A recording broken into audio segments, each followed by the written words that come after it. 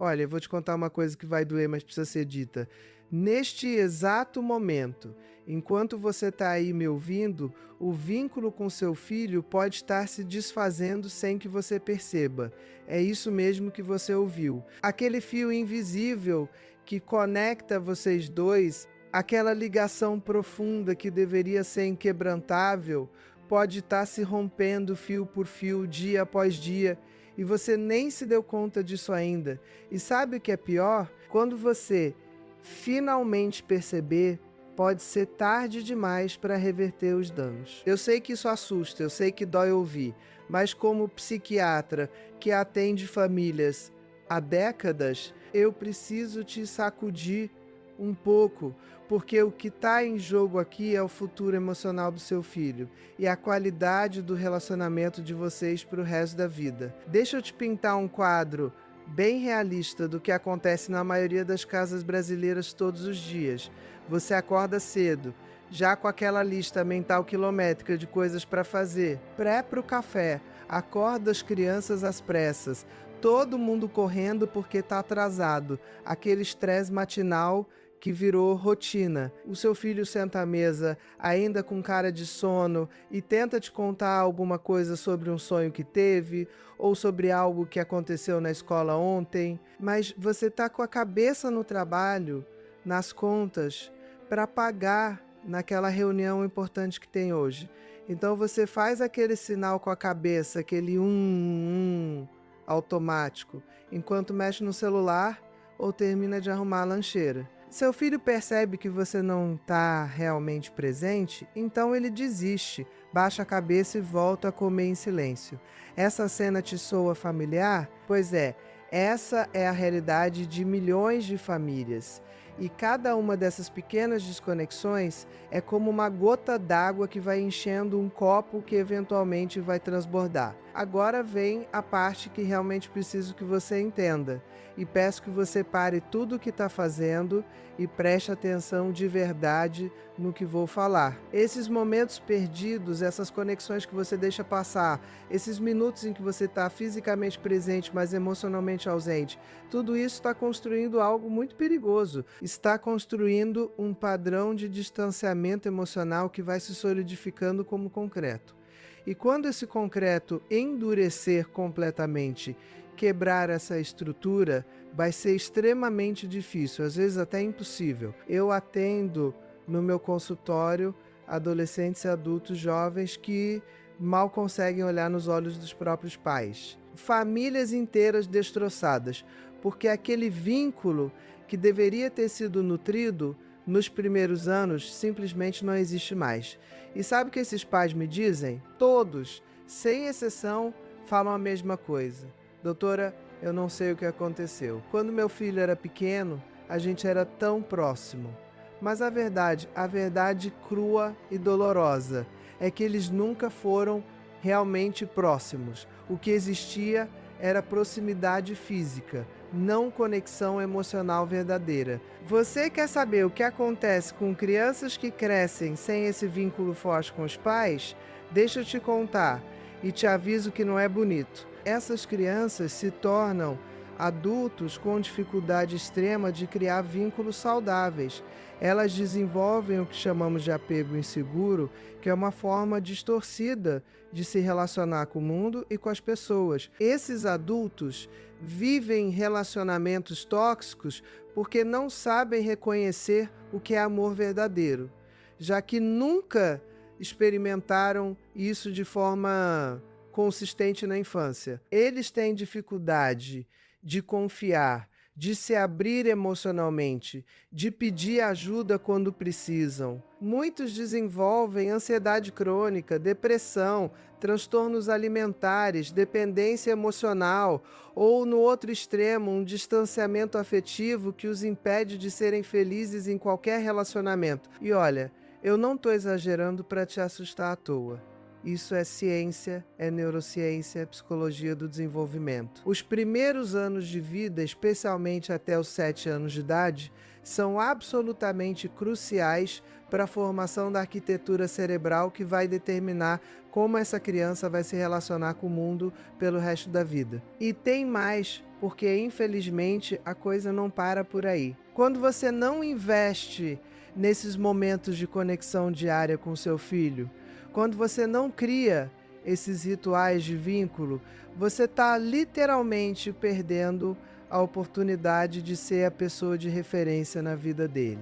E adivinha quem vai ocupar esse espaço vazio? A internet, os amigos influenciadores digitais, pessoas que não têm o menor compromisso com os valores que você quer transmitir. Seu filho vai buscar validação, atenção e orientação em outros lugares, com outras pessoas, e quando você finalmente perceber que perdeu essa posição de influência na vida dele, vai ser tarde demais. Adolescentes que não têm vínculo forte com os pais são infinitamente mais vulneráveis a pressões sociais negativas, a comportamentos de risco, a relacionamentos abusivos. Eles são como barcos sem âncora, à deriva em um mar tempestuoso. E você, que deveria ser a âncora, essa base segura, simplesmente não está disponível emocionalmente. Agora respira fundo comigo, porque eu preciso que você entenda a dimensão real do que está acontecendo. Cada dia que passa sem que você fortaleça intencionalmente o vínculo com seu filho é um dia perdido que você nunca mais vai recuperar.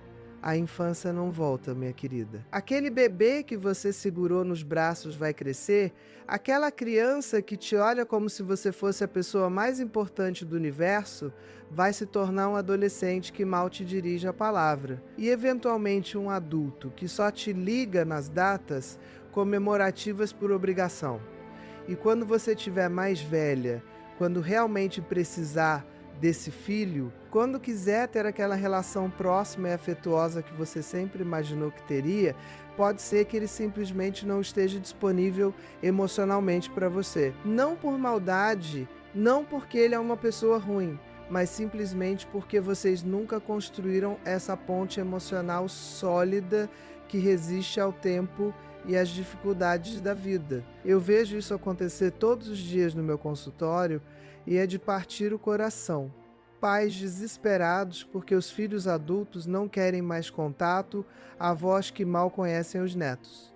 Famílias completamente fragmentadas, e quando eu investigo a história dessas famílias, quando eu vou lá na origem do problema, sabe o que eu encontro? Não encontro grandes traumas, não encontro situações de abuso ou negligência grave. O que eu encontro são anos e anos de pequenas desconexões, de momentos perdidos, de oportunidades desperdiçadas, de criar memórias afetivas positivas.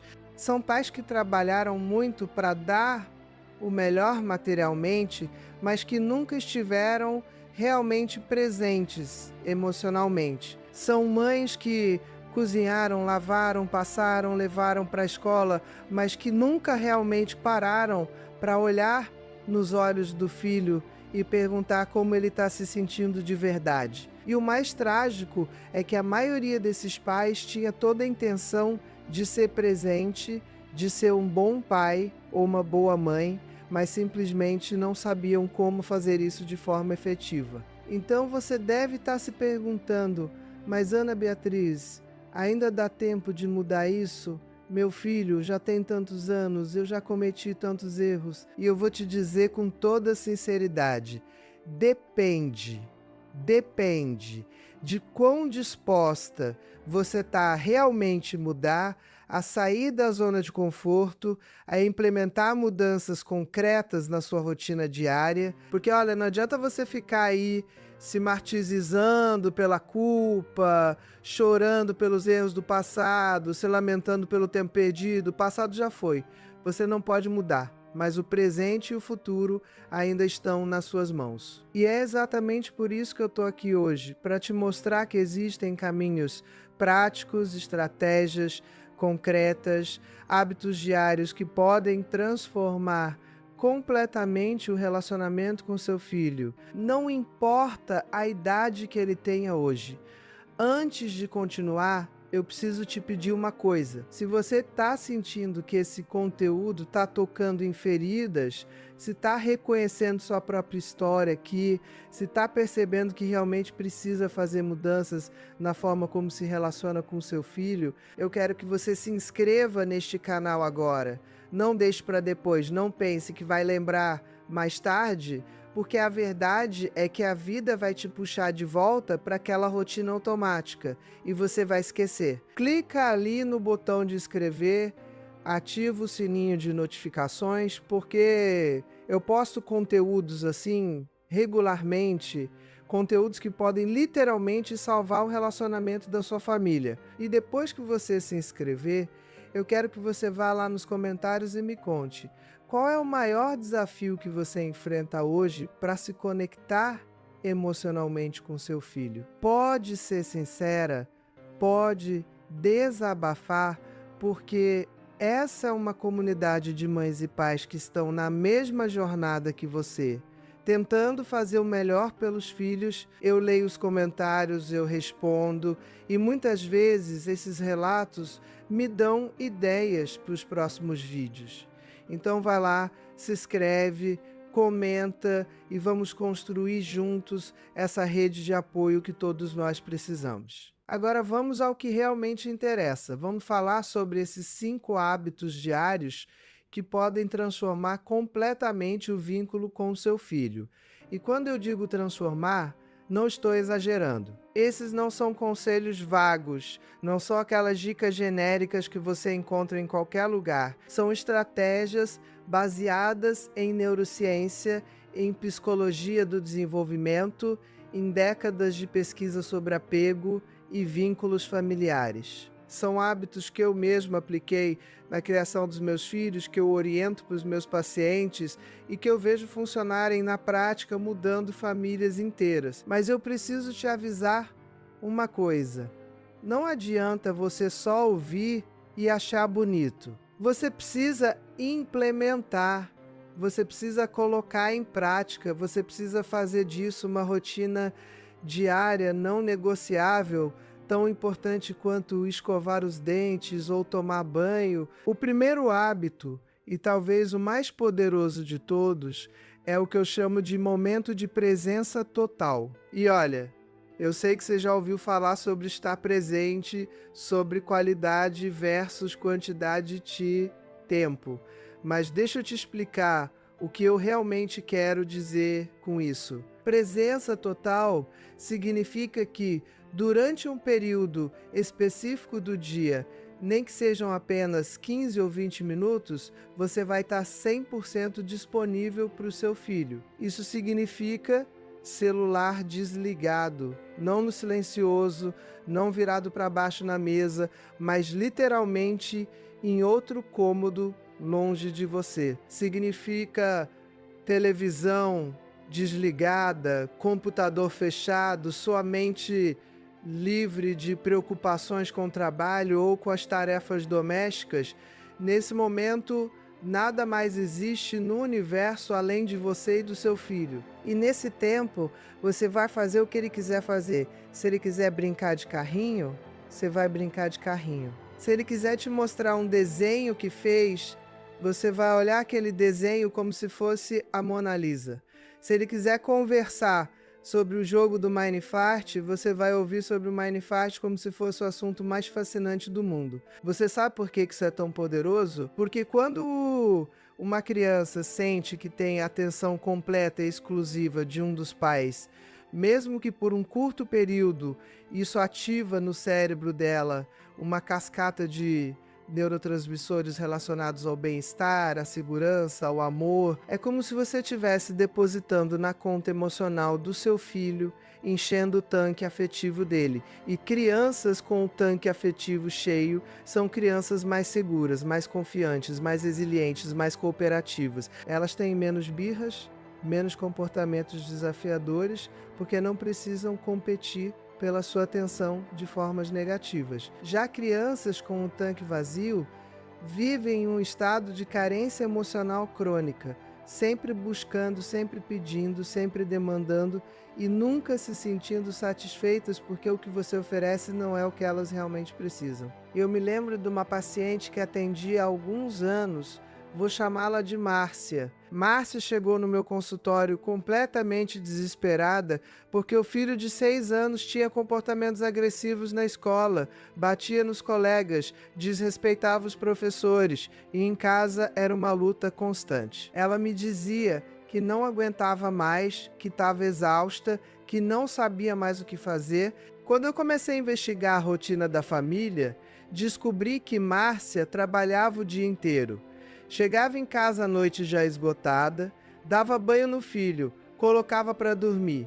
Fim, não havia nenhum momento de conexão real, de brincadeira, de conversa verdadeira. O menino passava o dia na escola. À noite via a mãe apenas como uma executora de tarefas.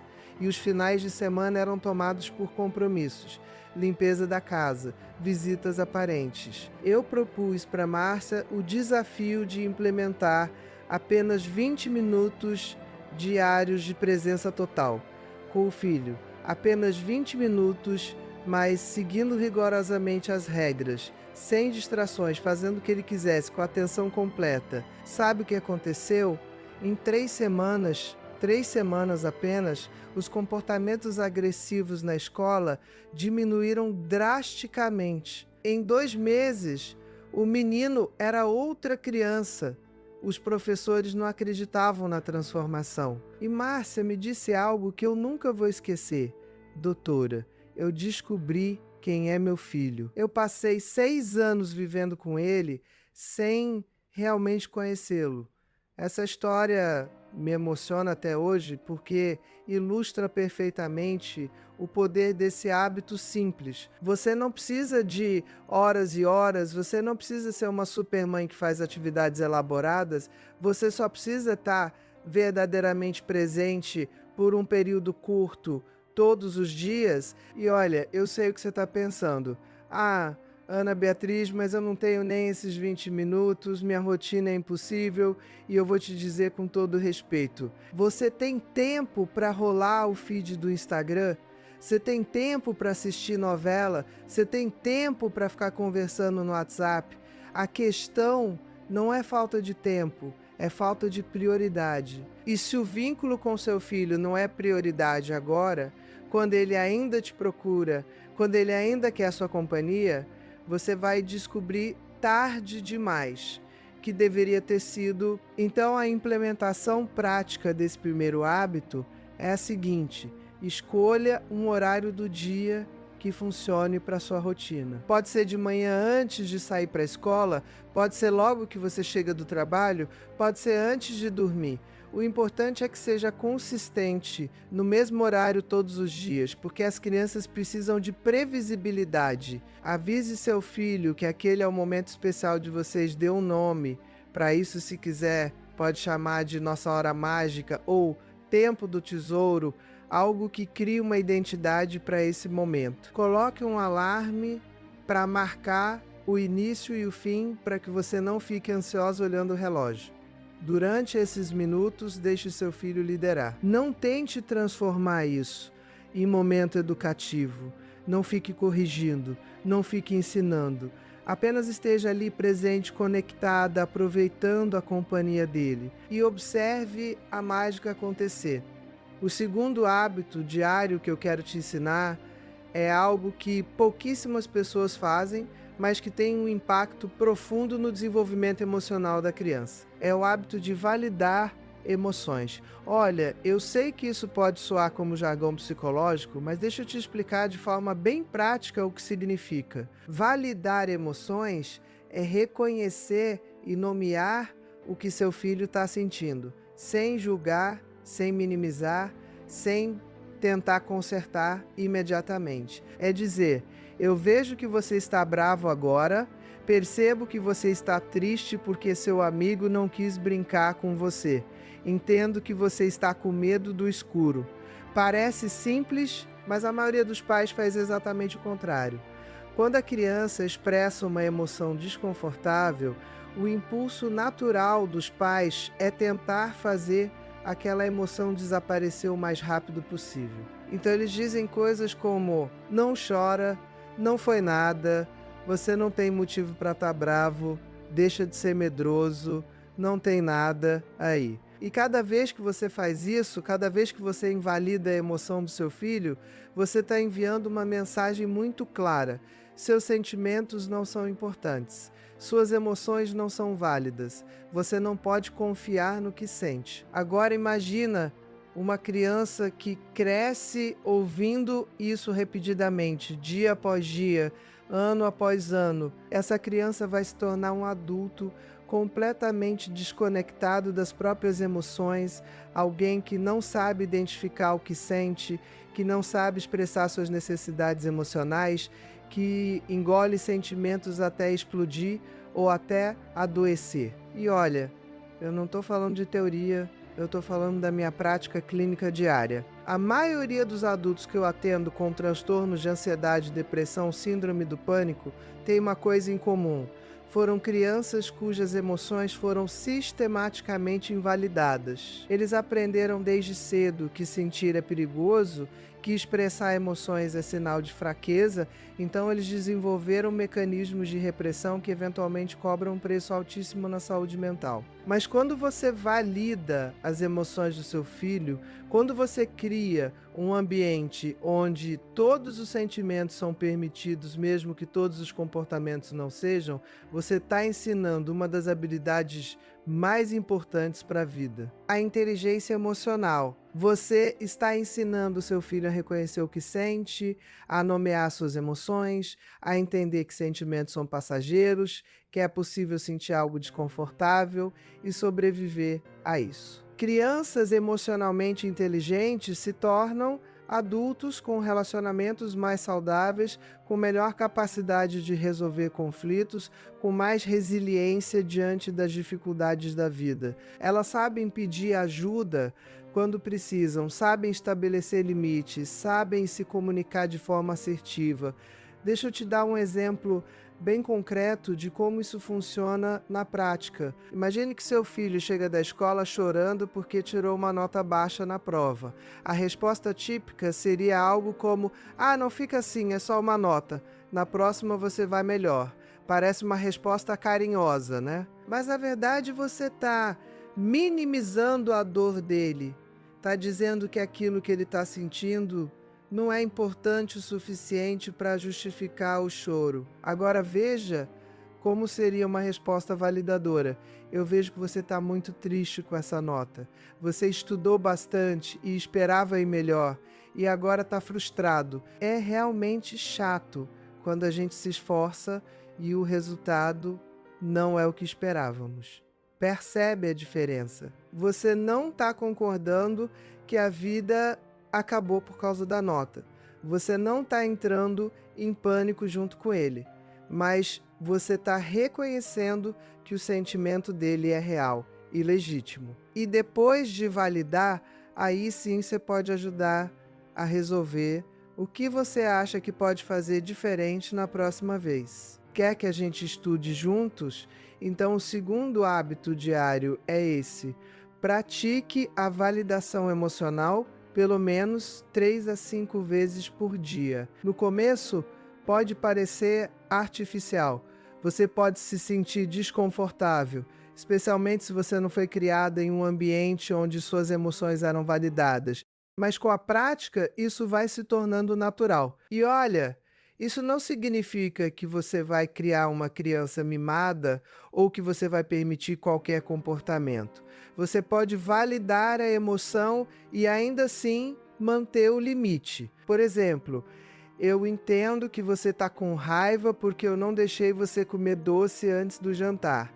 É frustrante quando queremos algo e não podemos ter, mas a regra continua: primeiro a comida, depois a sobremesa. Você validou a raiva, mas manteve o limite.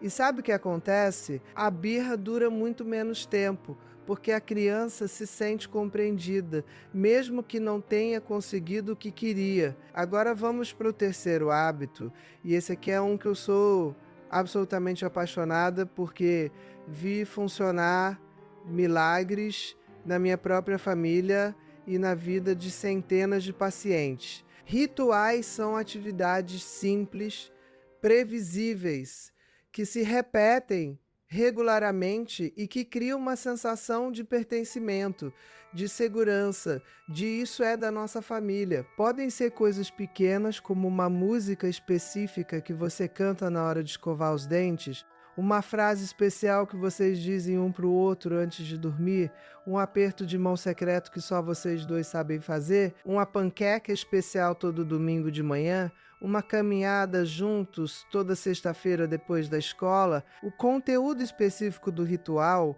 não é o mais importante. O que importa é a repetição, a previsibilidade, o fato de que aquilo é sagrado, não é negociável, não é cancelado porque apareceu algo mais interessante. Sabe por que rituais são tão poderosos? Porque eles criam memórias afetivas positivas que ficam gravadas no cérebro da criança de uma forma muito profunda. Quando seu filho for adulto, quando você já for uma senhora de cabelos brancos, ele vai se lembrar daquelas panquecas de domingo, daquela música que você cantava, daquela frase que vocês diziam um para o outro. E essas memórias vão ser âncoras emocionais, vão ser lembretes de que ele foi amado, de que ele teve uma família, de que ele pertence a algum lugar. Adultos que cresceram com rituais familiares fortes têm mais senso de identidade, mais conexão com suas raízes, mais capacidade de criar seus próprios rituais quando formam suas famílias. Eu vou te contar sobre um ritual que eu tinha com minha filha quando ela era pequena. Todo dia, na hora de dormir, depois de escovar os dentes e colocar o pijama, a gente fazia o que chamávamos de 3 tesouros do dia. Cada uma contava 3 coisas boas que tinha acontecido naquele dia, podiam ser coisas grandes ou pequenas, não importava. Alguns dias o tesouro dela era ter comido um sorvete, outros dias era ter feito uma amiga nova na escola, outros dias era simplesmente ter visto um passarinho bonito, e eu também compartilhava os meus 3 tesouros. Esse ritual durou anos.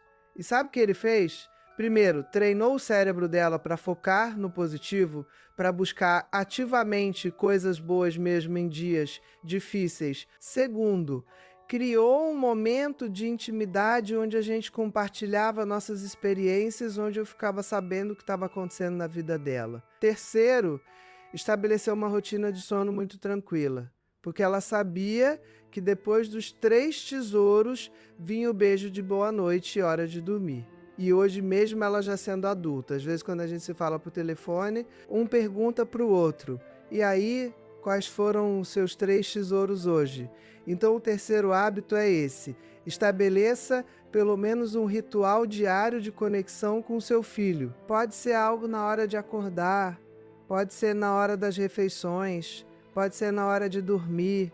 O importante é que seja consistente, que seja previsível, que seja especial. E olha, não precisa ser nada elaborado ou que dê muito trabalho. Pode ser algo tão simples quanto fazer um coração com as mãos um para o outro toda vez que vocês se despedem, ou dizer te amo até a lua e de volta antes de dormir. A simplicidade não diminui o poder.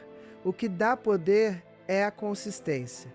É o fato de que aquilo é de vocês, é a repetição amorosa dia após dia. Agora, antes de eu continuar para o quarto hábito, eu preciso fazer uma pausa aqui para te perguntar uma coisa. Você está realmente prestando atenção ou está fazendo 1000 coisas ao mesmo tempo enquanto me escuta? Porque, olha, eu sei como é.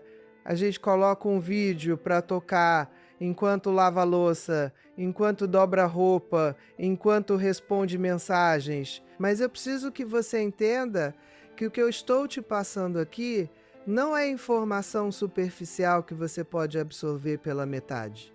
São ferramentas que podem mudar a trajetória da sua família. Então, se você está fazendo outras coisas para Senta, pega um caderno, anota esses hábitos, porque você vai querer voltar neles, vai querer implementar um por um. E se você está achando esse conteúdo valioso, se está reconhecendo que precisa dessas estratégias, compartilhe esse vídeo com outras mães, com outras famílias que você sabe que estão passando pelas mesmas dificuldades. A gente não precisa criar filhos sozinhas. A gente pode se apoiar, pode compartilhar conhecimento, pode construir uma rede de suporte. Então vai lá, compartilha e vamos juntas criar uma geração de crianças mais seguras, mais amadas, mais conectadas. Continuando, o quarto hábito diário que eu quero te ensinar é algo que vai contra tudo que a sociedade te ensinou. Vai contra essa cultura da perfeição, da mãe que dá conta de tudo, da mulher maravilha que não pode demonstrar fraqueza. O quarto hábito é: seja vulnerável com o seu filho. E quando eu digo isso, eu vejo as pessoas arregalarem os olhos, eu vejo a resistência, eu ouço as objeções. Mas Ana Beatriz, eu não posso mostrar fraqueza para meu filho. Eu preciso ser forte, eu preciso ser o exemplo. E eu vou te dizer, você está confundindo vulnerabilidade com fraqueza. Vulnerabilidade é coragem, é autenticidade, é humanidade. Quando você é capaz de admitir para o seu filho que você também erra, que você também tem dias difíceis, que você também sente medo às vezes, você está ensinando a ele que ser humano é isso mesmo, é ser imperfeito, é ter altos e baixos, e tá tudo bem. Crianças que crescem com pais que fingem ser perfeitos, que nunca admitem erros, que nunca mostram emoções difíceis, desenvolvem uma pressão interna absurda para também serem perfeitas. Elas acham que não podem errar, que não podem falhar, que precisam sempre estar bem. E isso gera uma ansiedade crônica, uma sensação de nunca ser bom o suficiente, um medo paralisante de decepcionar. Já crianças que crescem vendo os pais como seres humanos reais, que erram e se desculpam, que têm dias ruins e falam sobre isso, que admitem quando não sabem algo, essas crianças desenvolvem uma relação muito mais saudável com a própria imperfeição. Elas entendem que errar faz parte do processo de aprender, que ter emoções difíceis é normal, que pedir ajuda é sinal de força, não de fraqueza. Então, como você pratica a vulnerabilidade adequada com seu filho? Primeiro, quando você erra, admita. Se você gritou injustamente, se você foi impaciente, se você prometeu algo e não cumpriu, reconheça isso. Peça desculpas. Diga, filho, eu errei quando gritei com você mais cedo. Eu estava estressada com coisas do trabalho, mas isso não é desculpa. Você não merecia ser tratado assim. Me desculpa. Você não imagina o poder que isso tem. Você está modelando responsabilidade e está mostrando que adultos também erram, está ensinando que a gente pode reparar nossos erros. E mais importante, você está dizendo para ele que o relacionamento de vocês é mais importante do que o seu orgulho. Segundo, compartilhe suas emoções de forma apropriada para a idade. Obviamente você não vai despejar seus problemas adultos em cima de uma criança de 5 anos, isso seria completamente inadequado. Mas você pode dizer coisas como: hoje eu tive um dia difícil no trabalho e estou me sentindo cansada. Não tem nada a ver com você, mas eu preciso de uns minutinhos para descansar antes de brincar. Ou: eu estou triste porque a vovó está doente, mas os médicos estão cuidando dela. Você está sendo honesta sobre suas emoções, mas de uma forma que não assusta e não sobrecarrega a criança. Terceiro, admita quando você não sabe algo. Se seu filho faz uma pergunta e você não sabe a resposta, não invente. Diga: que pergunta interessante. Eu não sei a resposta, mas que tal a gente pesquisar juntos? Isso ensina humildade intelectual, ensina que não saber algo não é vergonha, ensina que aprender é um processo contínuo que dura a vida toda. Eu me lembro de uma situação com meu filho quando ele tinha uns 8 anos. Eu tinha prometido que ia levá-lo ao parque no sábado, Mas quando chegou o sábado, eu estava exausta de uma semana puxada e, sinceramente, a última coisa que eu queria era sair de casa. Meu primeiro impulso foi inventar uma desculpa, dizer que tinha surgido um compromisso, algo assim, mas eu parei e pensei, que exemplo eu quero dar? Então eu sentei com ele e disse, filho, eu prometi que a gente ia ao parque hoje e eu vou cumprir minha promessa. Mas eu preciso te contar que eu estou muito cansada e, sinceramente, eu preferia ficar em casa descansando. Mas uma promessa é uma promessa, então vamos sim ao parque. Só quero que você saiba que mesmo quando a gente está cansado, a gente pode fazer coisas pelos que a gente ama. Sabe o que ele disse? Mãe, então vamos ficar em casa e assistir um filme juntos. Eu também estou meio cansado.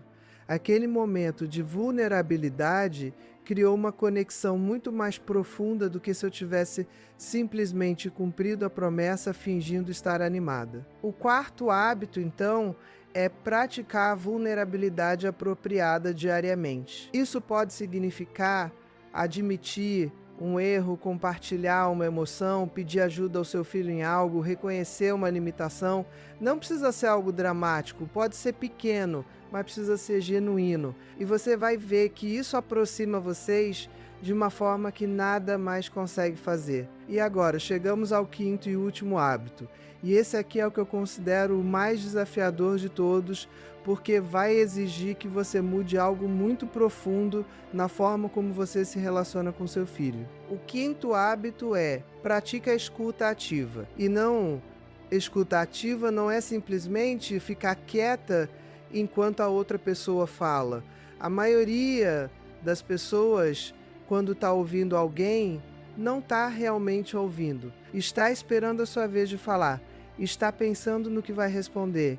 Está julgando o que está sendo dito. Está se distraindo com 1000 outras coisas. Escuta ativa é diferente. É ouvir com todo o seu ser, com toda a sua atenção, com a intenção genuína de entender, não de responder. Quando você pratica escuta ativa com seu filho, você está dizendo para ele: você é importante. O que você pensa é importante. O que você sente é importante. Você merece ser ouvido. E crianças que se sentem ouvidas desenvolvem uma autoestima saudável, desenvolvem confiança para expressar suas opiniões, desenvolvem a capacidade de se comunicar de forma efetiva. Já crianças que não são ouvidas, que são constantemente interrompidas, que têm seus assuntos minimizados. Essas crianças aprendem que sua voz não importa, que é melhor ficar quieto, que não adianta tentar se comunicar. E essas são as crianças que se tornam adolescentes calados, que não contam nada para os pais, que resolvem seus problemas sozinhos ou com os amigos e que eventualmente se distanciam completamente da família. Então, como você pratica escuta ativa?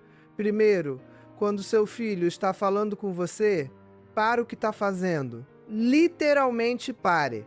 Se você está no computador, fecha. Se está no celular, coloca de lado.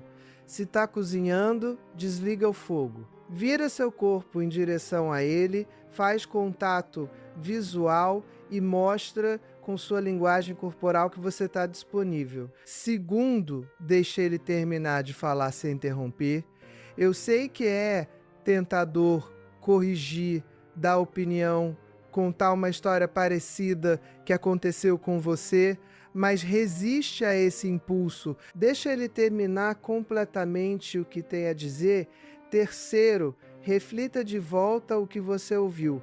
Diga algo como: então, se eu entendi bem, você está me contando que o João não quis brincar com você no recreio e isso te deixou triste. É isso. Isso mostra que você estava realmente prestando atenção e dá a ele a oportunidade de corrigir se você entendeu errado. Quarto, faça perguntas abertas que incentivem ele a falar mais. Em vez de perguntar: foi bom na escola hoje? Que geralmente resulta em um foi monossilábico, pergunte: o que foi a melhor parte do seu dia hoje? Ou: aconteceu alguma coisa interessante na escola? Perguntas abertas convidam a conversa, enquanto perguntas fechadas a encerram. Quinto, valide antes de tentar resolver.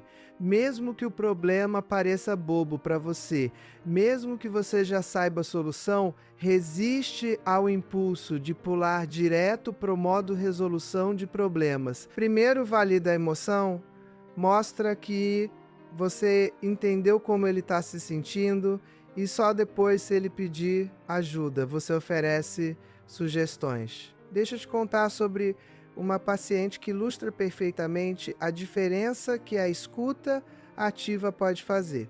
Vou chamá-la de Fernanda. Ela veio ao meu consultório desesperada porque a filha adolescente de 15 anos simplesmente não falava mais nada com ela. Toda tentativa de conversa era recebida com respostas monossilábicas ou com a menina se trancando no quarto. Fernanda estava convencida de que a filha a odiava, que tinha feito algo terrivelmente errado na criação dela.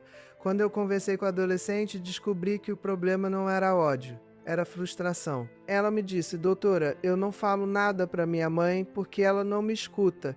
Toda vez que eu começo a contar uma coisa, ela me interrompe ou começa a dar conselho que eu não pedi, ou fala de quando ela tinha a minha idade. Eu desisti de tentar. Isso me partiu o coração porque eu sabia que Fernanda amava a filha profundamente, que ela realmente queria se conectar, mas ela simplesmente não sabia como fazer isso de forma efetiva. Então eu ensinei para Fernanda as técnicas de escuta ativa. Eu literalmente fiz roleplay com ela no consultório, pratiquei como ela poderia responder diferente. E eu dei para ela uma tarefa.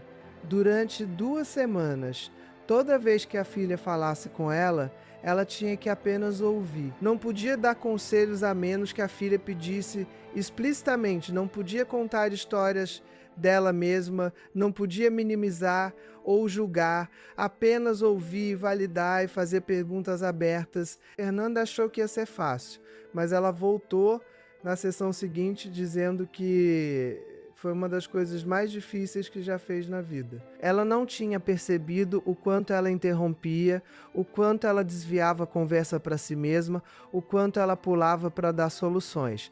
Mas ela persistiu. E sabe o que aconteceu? Aos poucos, a filha começou a se abrir novamente. Começou com coisas pequenas, superficiais, testando se a mãe realmente estava ouvindo de forma diferente. E quando ela percebeu que sim, que a mãe estava genuinamente interessada, sem julgar ou controlar, ela começou a compartilhar coisas mais profundas. Em 3 meses, a relação delas tinha se transformado completamente. Então, o 5º hábito é praticar a escuta ativa diariamente.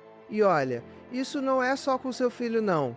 Isso vai melhorar todos os seus relacionamentos, com o seu parceiro, com seus amigos, com seus colegas de trabalho, mas especialmente com seu filho, porque você está ensinando a ele uma habilidade que vai servir para o resto da vida.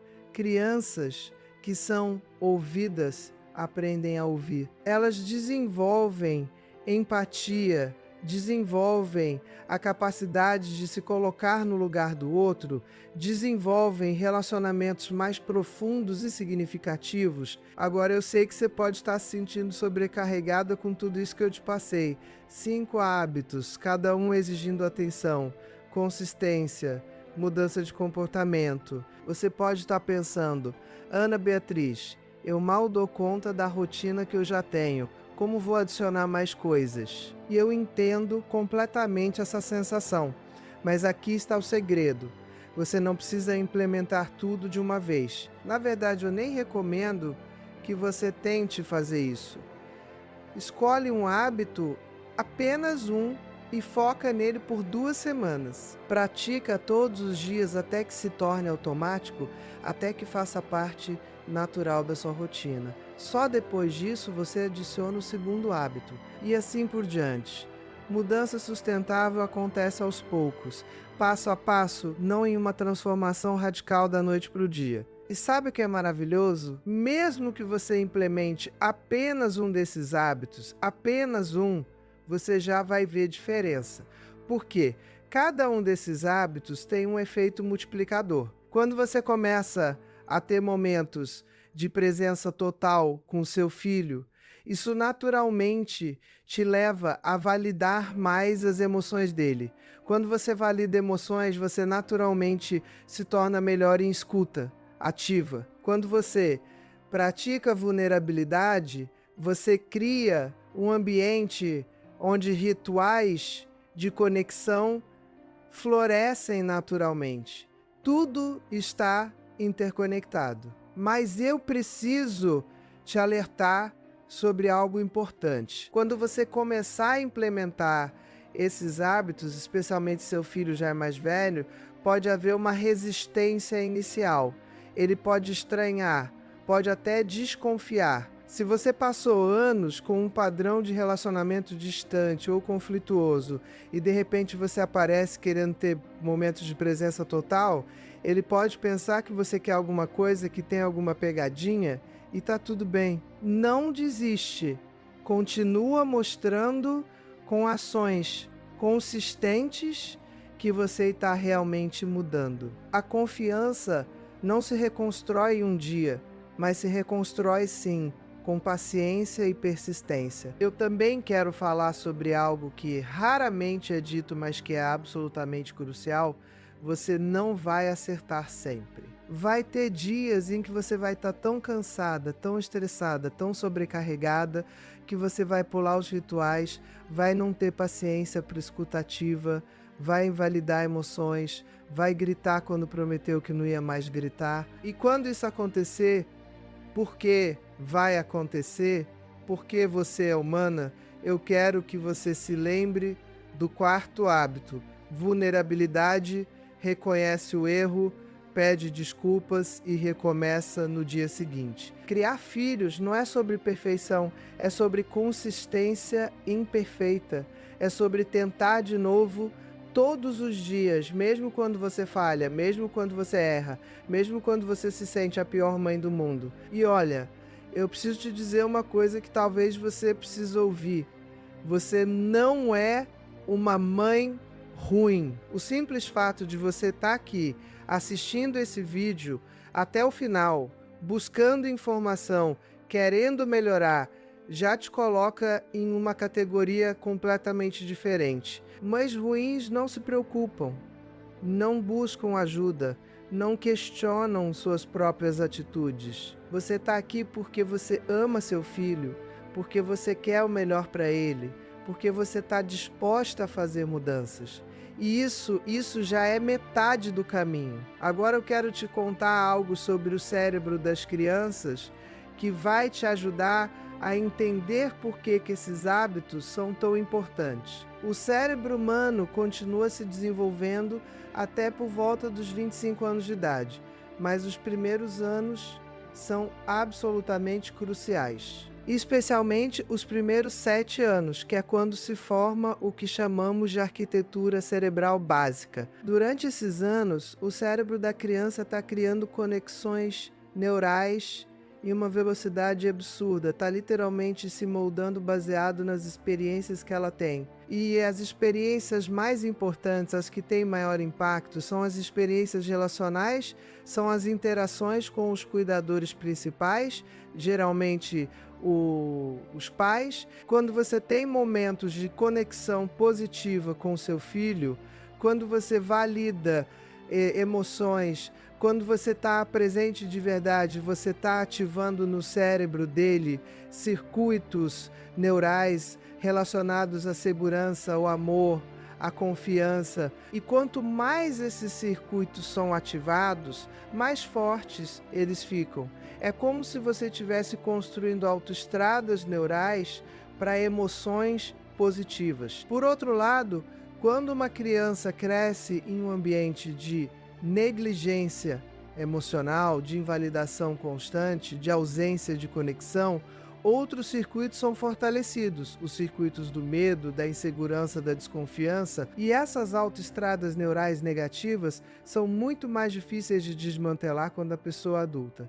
Mas aqui está a boa notícia, e isso é algo que a neurociência tem demonstrado repetidamente. O cérebro tem plasticidade. Isso significa que ele pode mudar pode criar novas conexões, pode enfraquecer conexões antigas e fortalecer novas em qualquer idade. Obviamente é mais fácil fazer isso na infância, mas nunca é tarde demais. Mesmo que seu filho já seja adolescente, mesmo que você sinta que perdeu tantas oportunidades, você pode começar hoje a criar novas experiências, novas memórias, novos padrões de relacionamento. Vai exigir mais tempo, mais paciência, mais consistência, mas é possível.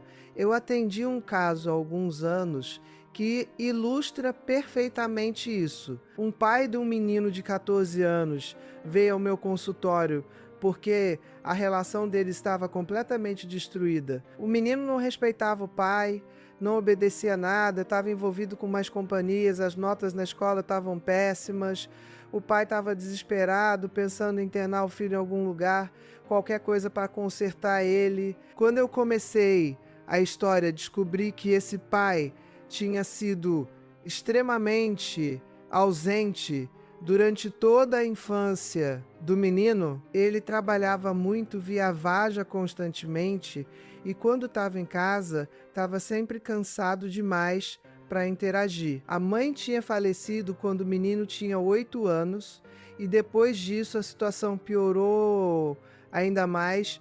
O pai, no seu luto, se distanciou ainda mais e o menino foi basicamente criado por empregadas e depois ficou muito tempo sozinho. Eu disse para esse pai algo que ele não queria ouvir.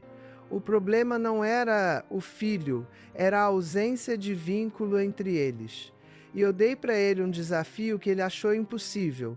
Durante 3 meses ele teria que estar presente. Não fisicamente apenas, mas emocionalmente presente. Ele teria que jantar com o filho todos os dias, teria que perguntar sobre o dia dele e realmente ouvir as respostas, teria que encontrar uma atividade que eles pudessem fazer juntos pelo menos uma vez por semana. O pai estava cético, achava que era tarde demais, que o filho já estava perdido, mas ele estava desesperado o suficiente para tentar. Os primeiros dias foram terríveis. O menino era hostil, respondia com monossílabos, deixava claro que não queria aquela aproximação. Mas o pai persistiu. Ele aguentou a rejeição, aguentou o desconforto, continuou tentando. E sabe quando começou a mudar? Quando o pai parou de tentar controlar, parou de dar sermão, parou de criticar e simplesmente começou a estar presente sem agenda. Ele perguntava sobre os jogos que o filho jogava, mesmo não entendendo nada. Ele assistia aos vídeos que o filho gostava no YouTube, mesmo achando tudo aquilo idiota. Ele estava construindo pontes, mostrando interesse genuíno pela vida do filho. Levou quase 2 meses para o menino começar a se abrir, mas quando ele começou, foi como uma represa se rompendo. Ele tinha tanta coisa guardada, tanta dor, tanta raiva, tanto luto pela mãe, que nunca tinha sido processado. E pela primeira vez na vida, ele tinha alguém realmente ouvindo. Hoje, 3 anos depois, a relação deles é completamente diferente. O menino está bem na escola, tem amigos saudáveis, tem planos para o futuro. E o pai me disse algo que me emociona até agora. Doutora, eu quase perdi meu filho. Eu estava tão focado em trabalhar, em ganhar dinheiro, em dar coisas materiais para ele, que eu esqueci de dar a única coisa que ele realmente precisava, eu mesmo. Essa história me lembra todos os dias porque eu faço o que faço, porque eu gravo esses vídeos, porque eu insisto tanto nesses temas. Porque famílias podem ser salvas, vínculos podem ser reconstruídos, nunca é tarde demais enquanto há vida. Agora eu quero abordar algo que sei que muitas de vocês estão pensando, mas Ana Beatriz, e quando eu realmente não tenho tempo? Eu sou mãe solo, trabalho em 2 empregos, mal consigo pagar as contas, como vou ter tempo para esses hábitos? E olha, eu entendo completamente. Eu não estou aqui nessa bolha de privilégio achando que todo mundo tem a mesma realidade. Eu sei que tem mães que saem de casa às 5 da manhã e voltam às 9 da noite. Eu sei que tem mães que trabalham em 3 empregos para colocar comida na mesa. Eu sei que a realidade brasileira é dura, é cruel, especialmente para mulheres, especialmente para mães. Mas mesmo assim, mesmo nessa realidade difícil, esses hábitos podem ser adaptados. Os 20 minutos de presença total podem acontecer antes de dormir, quando você chega em casa exausta, mas ainda assim senta na cama com seu filho por alguns minutos. A validação de emoções não custa tempo, custa atenção. Você pode validar enquanto está fazendo outras coisas. Os rituais podem ser simples, podem ser uma música que vocês cantam juntos no caminho para a escola, pode ser uma frase especial que vocês dizem um para o outro. A vulnerabilidade não requer tempo extra, requer coragem de ser autêntica, e a escuta ativa pode acontecer nos pequenos momentos que vocês têm juntos. O que eu estou te dizendo é: faça o que você pode com o que você tem. Não se compare com aquela mãe do Instagram que parece ter tempo para tudo, que faz atividades elaboradas, que tem a casa perfeita. Essa não é a realidade da maioria das pessoas e provavelmente nem é a realidade real dela. É só o que ela escolhe mostrar. Você faz o melhor que pode com os recursos que tem e isso é o suficiente. Seu filho não precisa de perfeição, ele precisa de você, da versão autêntica, imperfeita, cansada, mas presente de você. Esses hábitos não são só para mães. Pais, avós, tios, qualquer pessoa que tenha um papel importante na vida de uma criança pode e deve praticar esses hábitos. Crianças se beneficiam de ter múltiplos adultos com quem elas têm vínculos seguros. Então, se você é pai, se você é avó, se você é madrinha, se você tem qualquer criança na sua vida que você ama, esses princípios se aplicam a você também. E se você é mãe e está ouvindo isso, compartilha com o pai das crianças, compartilha com as pessoas que ajudam a cuidar dos seus filhos. Quanto mais adultos na vida de uma criança praticarem esses hábitos, melhor. Agora eu quero falar sobre algo que é extremamente importante, mas que raramente é discutido: o impacto que a sua própria infância tem na forma como você cria seus filhos. A verdade é que a maioria de nós tende a repetir os padrões que vivemos, mesmo quando juramos que vamos fazer diferente. E se você cresceu em uma casa onde emoções não eram validadas, você provavelmente vai ter dificuldade de validar as emoções do seu filho, porque isso não está no seu repertório, não é algo que você viu sendo modelado. Depois, se você cresceu com pais emocionalmente ausentes, você pode achar que estar presente fisicamente é o suficiente, porque era tudo que você tinha. Se você cresceu em uma casa onde vulnerabilidade era vista como fraqueza, você vai ter resistência em ser vulnerável com o seu filho. E aqui está algo que pode ser difícil de ouvir. Se você não fizer o trabalho de processar sua própria infância, de curar suas próprias feridas, você vai inconscientemente passar essas feridas para seus filhos. É o que chamamos de trauma geracional. Dor não processada se transmite de geração em geração até que alguém tenha a coragem de parar e dizer: para aqui, comigo isso acaba.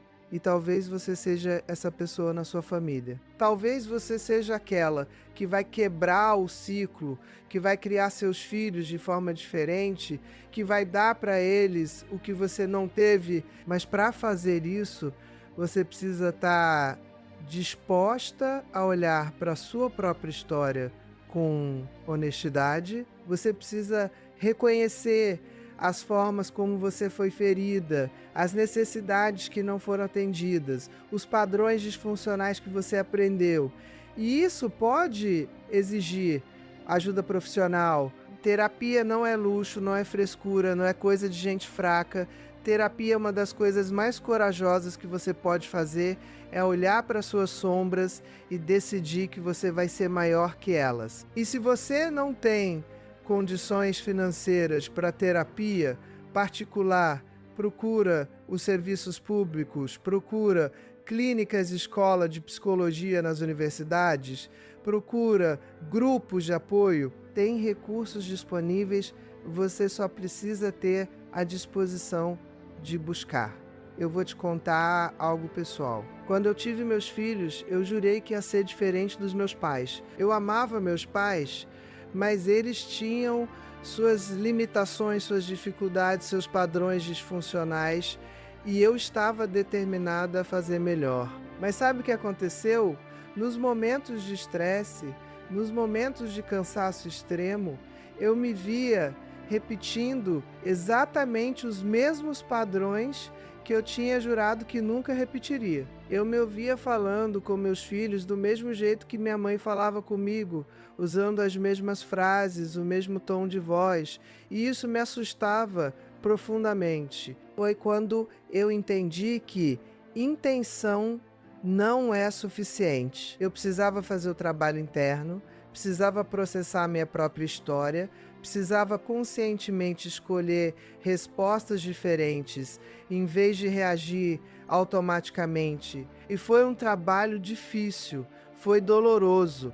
Teve momentos em que eu quis desistir, mas eu persisti porque eu sabia o que estava em jogo. Não era só sobre mim, era sobre meus filhos, era sobre quebrar ciclos que vinham de gerações. E hoje eu posso dizer com orgulho que, embora eu não seja perfeita, embora eu ainda erre regularmente, eu sou uma mãe muito diferente do que eu seria se não tivesse feito esse trabalho. E meus filhos estão colhendo os frutos disso. Eles têm uma segurança emocional, uma capacidade de expressar sentimentos, uma resiliência que eu não tinha na idade deles. E isso vale todo o esforço. Então, se você está me ouvindo e está reconhecendo que precisa fazer esse trabalho interno, eu te encorajo a começar hoje. Não espera estar pronta, não espera ter tempo, não espera ter dinheiro.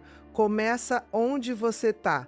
Com o que você tem. Pode ser lendo livros sobre o assunto, pode ser assistindo vídeos como este, pode ser conversando com amigas que estão na mesma jornada, pode ser escrevendo um diário sobre suas emoções e padrões. Qualquer passo na direção da autoconsciência é um passo valioso.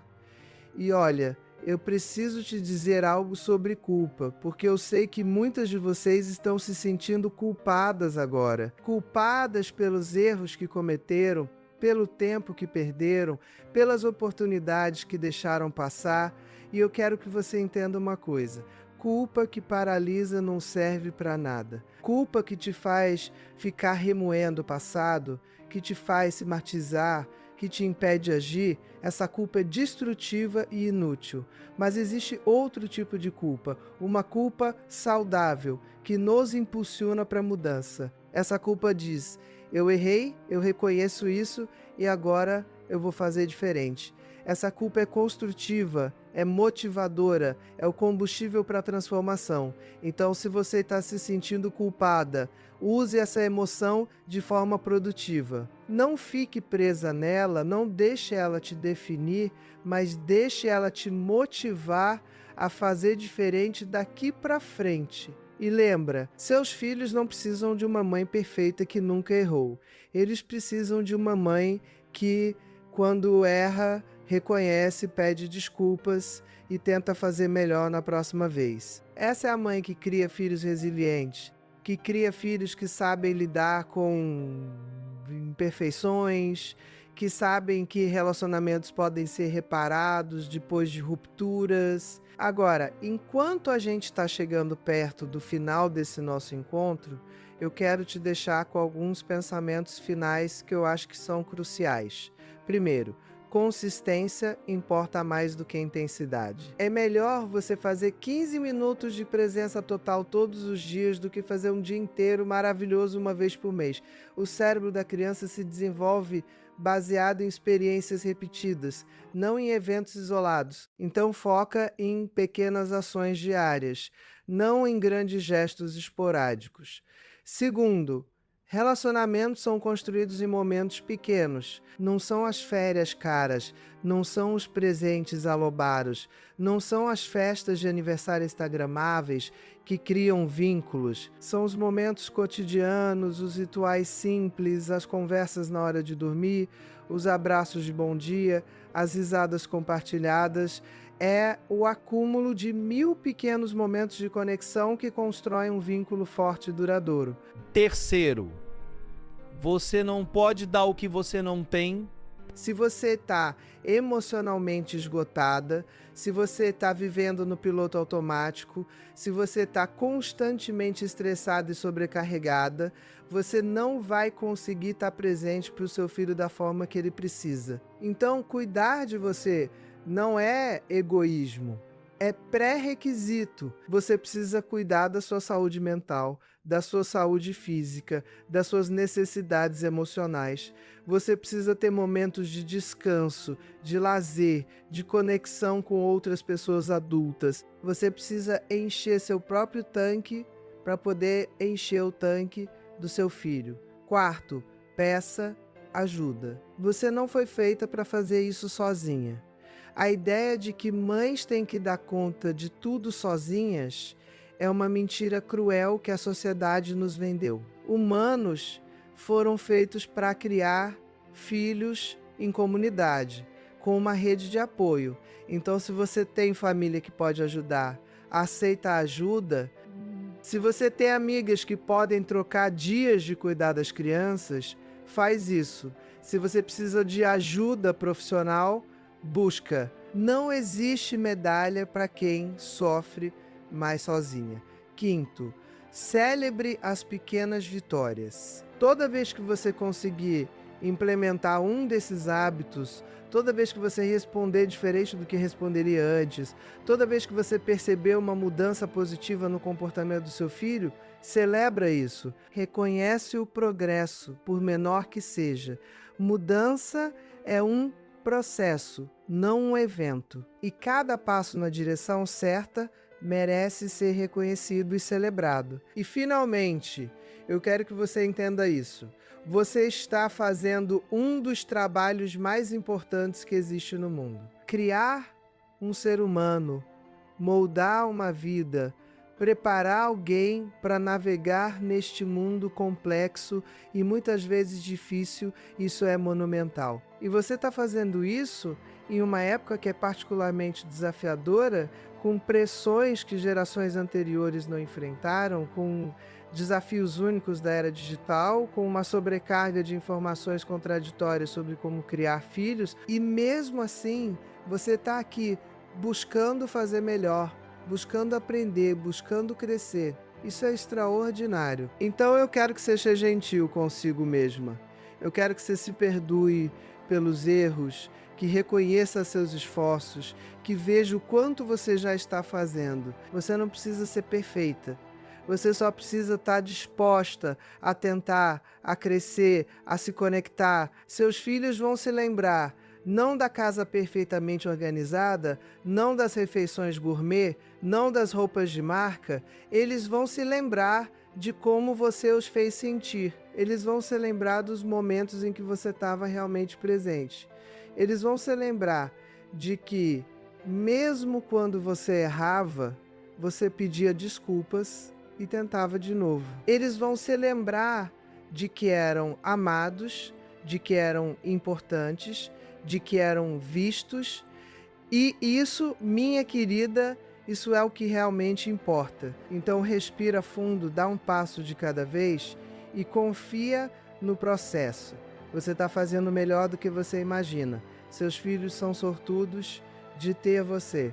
E o fato de você ter ficado aqui comigo até o final desse vídeo, o fato de você estar disposta a implementar essas mudanças, já mostra o tipo de mãe que você é. Uma mãe que se importa, que busca melhorar, que ama seus filhos o suficiente para fazer o trabalho difícil de crescer junto com eles. Eu espero de coração que essas ferramentas que eu compartilhei com você hoje façam diferença na sua família. Eu espero que você implemente esses 5 hábitos, que você veja a transformação acontecer, que você experimente a alegria de ter um vínculo forte e saudável com seu filho, e eu quero continuar essa jornada com você. Então se inscreve no canal se você ainda não fez isso, Ativa as notificações, compartilha esse vídeo com outras mães que você sabe que precisam ouvir essa mensagem. E me conta nos comentários, qual desses 5 hábitos você vai começar a implementar primeiro? Qual é o maior desafio que você enfrenta na conexão com seu filho? Eu leio todos os comentários, eu me importo com sua história e eu quero estar aqui para apoiar você nessa jornada. Lembra, você não está sozinha. Milhares de outras mães estão passando pelos mesmos desafios, tendo as mesmas dúvidas, enfrentando as mesmas dificuldades. E juntas, apoiando umas às outras, compartilhando experiências, aprendendo e crescendo, nós podemos criar uma geração de crianças mais seguras, mais amadas, mais conectadas. E isso muda o mundo. Porque crianças que crescem com vínculos seguros se tornam adultos mais saudáveis, mais empáticos, mais capazes de criar relacionamentos positivos e de contribuir para uma sociedade melhor. Então, obrigada por estar aqui comigo hoje, obrigada por se importar o suficiente para buscar informação e para querer fazer melhor. Obrigada por amar seus filhos da forma profunda e comprometida que você ama. Você é importante, seu trabalho é importante e eu estou aqui torcendo por você e pela sua família. Até o próximo vídeo e lembra, um dia de cada vez, um momento de cada vez, uma conexão de cada vez. Você consegue. Eu acredito em você.